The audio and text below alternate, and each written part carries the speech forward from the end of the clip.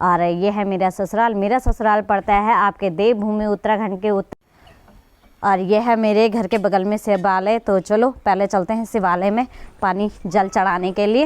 हमारे यहाँ पे हूण देवता की पूजाई है, तो पूजाई के लिए मैंने भंडारा भी रख दिया है। ये पूरे गांव का मंदिर है। यहाँ पे नागणी माता का मंदिर है। जितने भी हमारे पूजा पाठ होते हैं, पांडव नृत्य होता है, तो वो सब यहीं पे ही होता है, इसी चौक पे होता है। जब भी यहाँ पे गांव में कोई शादी विवाह कुछ भी होगा, तो वो लड़की लड़का यहाँ पे जब लड़की ससुराल जाएगी तो इसकी यहाँ पे आना जरूरी है, इसका आशीर्वाद लेना जरूरी है। हमने देखा है, सुना है हमने कि जैसे मेरा परदादा था या उनसे आगे वाला था, उसमें जो खाती का अभी तक उन पे खाती देवता आता है। फिर ये है यहाँ पे, ये है मेरी छोटी छोटी ननद दोनों ही, और ये कूट रहे हैं अपनी दीदी के लिए। दीदी हेलो दोस्तों, कैसे हो आप सब? मैं राधा दीक्षा राणा स्वागत करती हूँ आपका एक और नई ब्लॉग के साथ, जो कि ब्लॉग की स्टार्टिंग कर रही हूँ मैं आज इन खूबसूरत पहाड़ों के बीच से।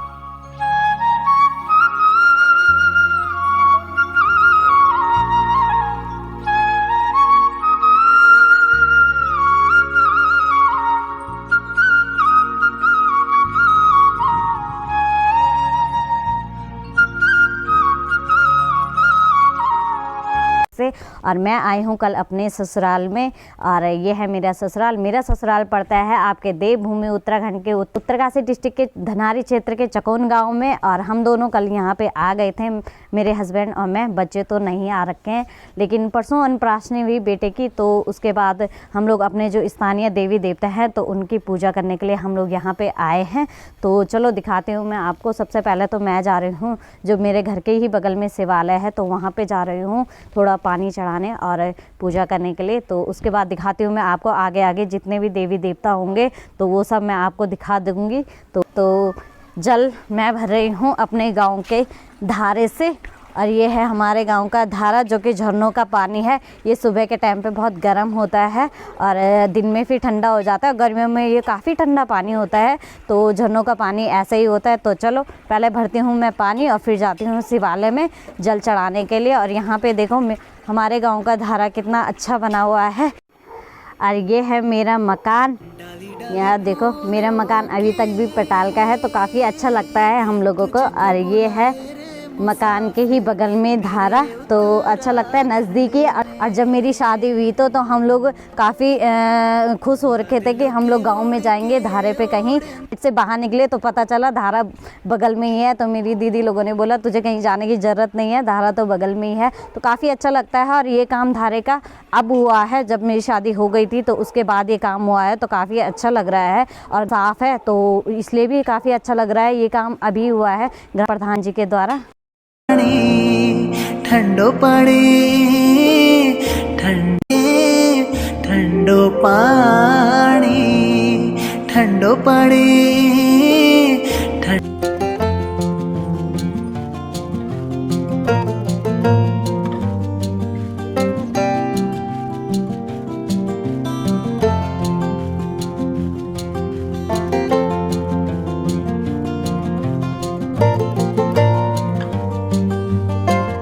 तो आ गई हूँ मैं मंदिर से घर, और आज हमारे यहाँ पे हूण देवता की पूजाई है। तो पूजाई के लिए मैंने भंडारा भी रख दिया है। ये अपने घर से भंडारा रख दिया है, और जो मैं लेके आई थी कल देवता के लिए, तो वो है मिठाई, फल और एक सिरफल, वो भी मैं वहाँ पे चढ़ावा दूँगी। और हमारे यहाँ हूण देवता की पूजाई, इस पूजाई के लिए बोलते हैं हेणा गोडी। और यहाँ देखो ये रास्ता भी अब बना है, जब मैं आई थी उसके बाद ही बना है 1-2 साल में। तो काफ़ी अच्छा लग रहा है, अब रास्ता भी काफ़ी अच्छा बन गया है।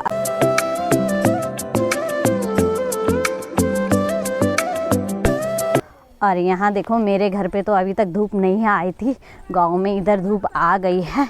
और ये है यहाँ पे हमारा इष्ट देवता का मंदिर, जो कि नागणी माता है हमारी इष्ट देवता। और ये है यहाँ पे मंदिर। तो चलो ले जाती हूँ मैं आपको मंदिर पे भी। ये पूरे गांव का मंदिर है। यहाँ पे नागणी माता का मंदिर है। जितने भी हमारे पूजा पाठ होते हैं, पांडव नृत्य होता है, तो वो सब यहीं पे ही होता है, इसी चौक पे होता है।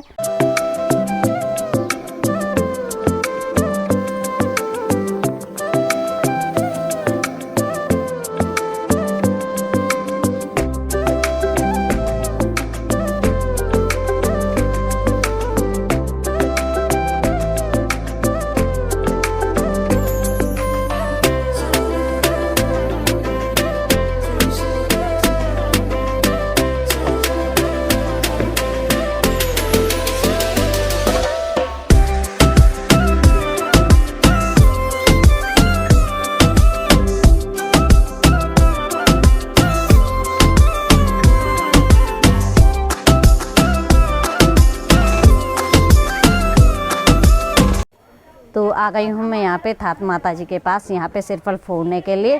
और ये भी है हमारे साथ, ये मेरे जेठ जी हैं, ये भी पीछे जेठ जी हैं। तो ये हमारे साथ सिरफल भी फोड़ रहे हैं, पूजा भी कर रहे हैं हमारे साथ।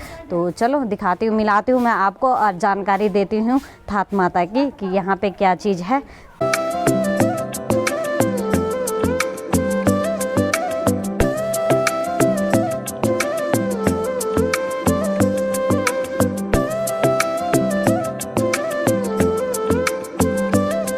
मासूर देवी है, मतलब ये थात है, ये चकोन की थात है। जैसे मानवा थाती की थात हो गई, चकोन की थात हो, तो मासूर थात में जो ग्राम सभा चकोन की भी एक थात है। जो जब भी यहाँ पे गांव में कोई शादी विवाह कुछ भी होगा, तो वो लड़की लड़का यहाँ पे जब लड़की ससुराल जाएगी तो इसकी यहाँ पे आना जरूरी है, इसका आशीर्वाद लेना जरूरी है। तो ये हमारा इष्ट देवी कुल देवी है और उस देवी एक पांडवों की है। इसकी स्थापना यहाँ पे की गई कि गाँव के सारे कष्ट दूर हो। और अब मैं जा रही हूँ जो हमारे गांव में ध्यान के लिए बनता है अरसा। तो यहाँ पे आज कूटा जा रहा है पिट्ठू, जो कि गांव में मैंने बताया था ना आपको कि हमारे यहाँ ओखली होती है, उसमें नाच भी कूटा जाता है। तो वहीं उसी ओखली में आज वो लोग पिट्ठू कूट रहे हैं। ये चावल भिगा के कूटा जाता है और अरसे बनाए जाते हैं। तो ये है यहाँ पे, यह है मेरी छोटी छोटी ननद दोनों ही, और ये कूट रहे हैं अपनी दीदी के लिए। दीदी आ रखी है। माओ के महीने में हम लोग मायके आते हैं, जितने भी गांव की ध्यान होती है वो गांव में आती है, अपने मायके आती है, कंडू ले जाके अपने ससुराल के गांव में बांटती है। ये एक परंपरा है हम लोगों की गढ़वाल में, काफ़ी अच्छी परंपरा है गढ़वाल में। आप भी आओ भाभी। तो मैं यहाँ पे आई हूँ, तो चलो थोड़ी देर मैं भी कूटती हूँ, फिर निकलती हूँ आगे, जो कि अभी देवी देवता और भी हैं, वहाँ पे भी जाना है, वहाँ पे भी पूजा करनी है।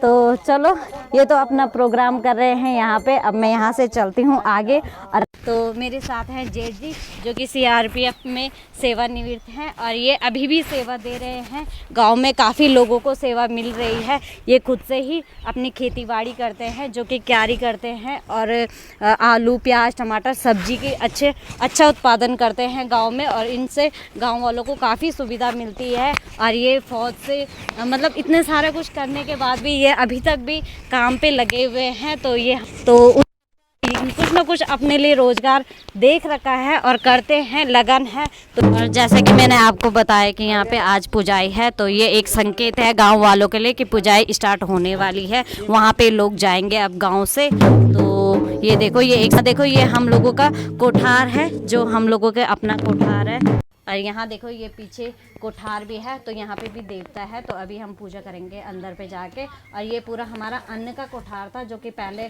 गांव में लोगों का काफ़ी सारे लोगों का पहले ऐसे ही कोठार रहते थे। जो भी हमारा अन्न होता था अपना, तो हम लोग इसी जगह पे रखते थे मोटा अन्न। तो दिखा देती हूँ मैं आपको एक बार यहाँ पे भी आके। तो ये है नागणी माता की डोली और ये भी अभी बनाई है। ये डोली पहले हम लोगों की पिछली थी और इसमें जो काम हुआ है वो कितना चेंज आया है डोली में। और पहले की डोली अलग थी, ये अभी इसमें फिर जब ये डोली बनी तो यहाँ पे फिर 3 दिन का स्थानीय पाठ भी हुआ था यहीं पे ही। तो चलो पहले मैं पूजा कर लेती हूँ।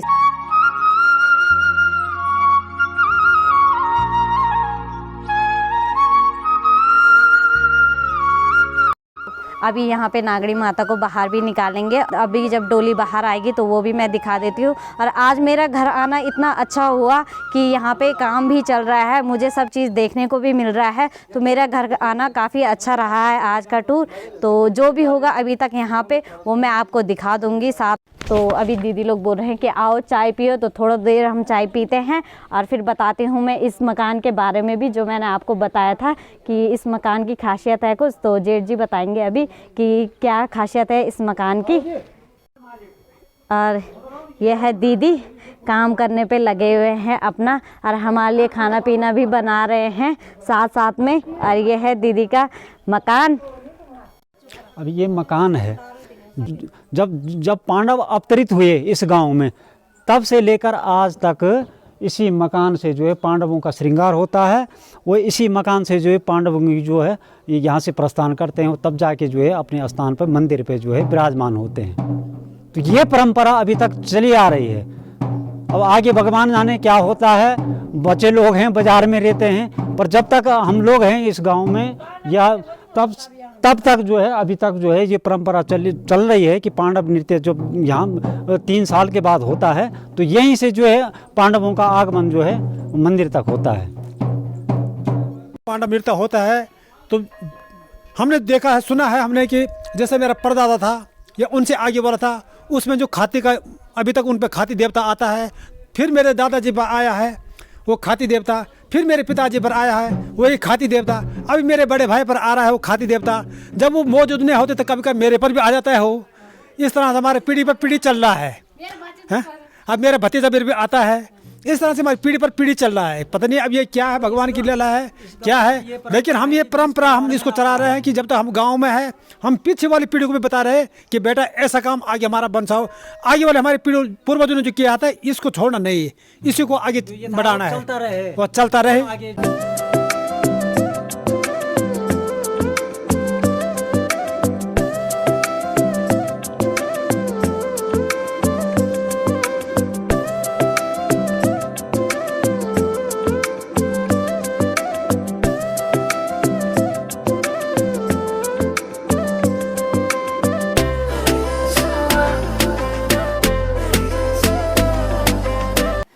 तो अभी आ गई हूँ मैं अपने मकान पे। तो अब जा रहे हैं हम, अभी एक और देवता है वहाँ पे। तो यहाँ देखो धारे पे कैसे काम कर रहे हैं लोग, गाय भी है और काम भी कर रहे हैं, पानी पीने के लिए भी है। तो चलो यहाँ पे सासू जी भी कपड़े धुल रहे हैं अपने घर पे। तो ये भी रास्ते पे है।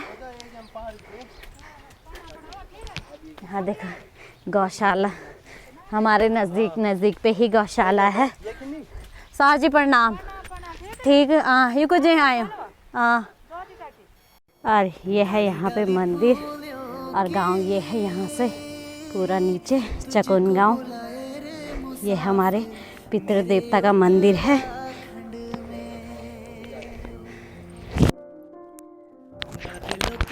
तो आ गए हैं, पूजा भी कर ली है यहाँ पे और अब बताएंगे यहाँ पे इस मंदिर की खासियत। ये जो मंदिर है ये हमारा कुल देवता भी है और इसी की हमारी वंशावली आगे बढ़ रहा है। यही हमारा सबसे प्रथम जो हमारा आगला था यही था, कहने का ये मतलब ये है। और 50-60 साल पहले बोलते थे हमारे फादर, हमारे दादाजी बोलते थे कि यहाँ पर ढोल नगारों की नपती पहले लगती थी पुराने ज़माने में। सुना था हमने ये बात।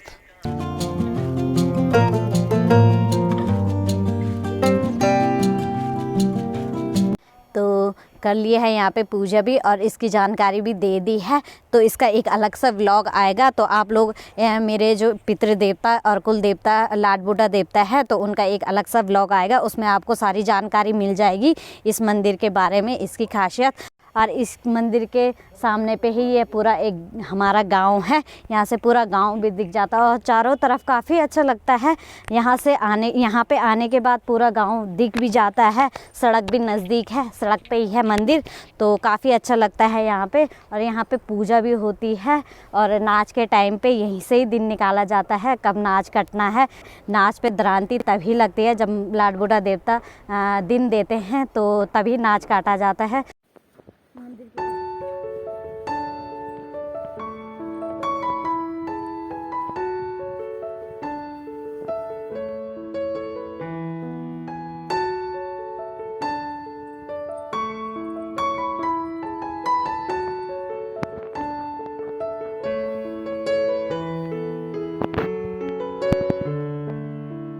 और यहाँ पे हवा चल रही है, तो चीड़ के पेड़ों से जो हवा चल रही है तो फिर आवाज़ भी आ रही है, तो काफ़ी अच्छी लग रही है। और ठंडी ठंडी हवा चल रही है, जो कि देहरादून में तो काफ़ी गर्म होने लग गया है अब, लेकिन यहाँ का टेम्परेचर अभी ठीक है। ये भी है एक मंदिर। और इस गांव की खासियत ये है कि यहाँ से आओ, उत्तरकाशी से आओ या नीचे देश विदेशों से कहीं से भी आओ, तो सबसे पहले यहाँ साइड से भी पहले मंदिर पड़ता है, फिर हमारा गांव पड़ता है पूरा नीचे। और उधर मार्केट के साइड से आओ तो वहाँ से भी पहले बजरंगबली जी का मंदिर है और उसके बाद पर पूरा गाँव आता है नीचे। तो ये है मेरा पूरा गाँव, ससुराल चकोन गाँव। और यहाँ देखो जो हमारा पुराना गांव था, तो यही पहले पुराना गांव था। यहाँ पहले 14 गांव थे चकोन के, लेकिन अब सब लोगों ने छोड़ दिया है, तो खेत सारे बंजर पड़ गए थे, तो वहाँ पे पेड़ पौधे ही हो गए हैं। और पहले जो ये पूरा गांव पुराना है, और अब जब पीढ़ी बढ़ती जा रही है, जनसंख्या बढ़ रही है, तो काफ़ी डेवलप हो गया है गाँव में भी। तो ये इतने ऊपर जितने भी मकान हैं, तो ये सारे अब नए बन गए हैं। तो ये सारे सीमेंटेड मकान है और ये छत वाले मकान है सीमेंटेड। और ये जो पुराना गांव है वो सब पटाल के मकान हैं बने हुए। तो ये आज भी मेरे ससुराल में अभी भी पटाल के मकान हैं, तो मैंने आपको दिखा दिया है सारे ही। तो काफ़ी अच्छा लगता है गांव में ये चीज़ें देखने के लिए, आने के लिए, जानकारी लेने के लिए। तो और यहाँ देखो गांव के साथ साथ में ये हम लोगों के सेरे, जो कि मैंने आपको दिखा दिया है। तो ये पूरा सेरा भी है नीचे ही, नज़दीकी है, सारे सेरे भी नज़दीक थे, गांव के ही नज़दीक पे है। लेकिन अब हमारी तरह कोई काम नहीं करना चाहता है, तो इसलिए सब लोग गांव से भाग रहे हैं। तो चलो सोचेंगे इनके बारे में भी कुछ ना कुछ और बताएंगे। और अगर आपको ये वीडियो अच्छी लगी हो, गांव के बारे में काफ़ी सारी जानकारी मैंने इस वीडियो में दे दी है, और मैंने भी किसी से जानकारी ली है, अपने जेठ जी ससुर जी लोगों से जानकारी ली है, जो कि मुझे भी जानकारी नहीं थी। तो जितनी भी आगे की जानकारी होगी, कभी गाँव में आना जाना, तो मैं अपना रखूँगी ही, लेकिन आपको भी साथ साथ में बताते रहूँगी इस गांव के बारे में, गांव की खासियत, काफ़ी सारी चीज़ें हैं गांव के बारे में बताने के लिए। तो बहुत बहुत धन्यवाद आपका देखने के लिए, जिन्होंने मुझे बताया उनके लिए भी बहुत बहुत धन्यवाद। तो चलो इस वीडियो को अब मैं यहीं पे ही एंड करती हूँ, मिलती हूँ आपको नेक्स्ट वीडियो के साथ। तब तक के लिए बाय, टेक केयर।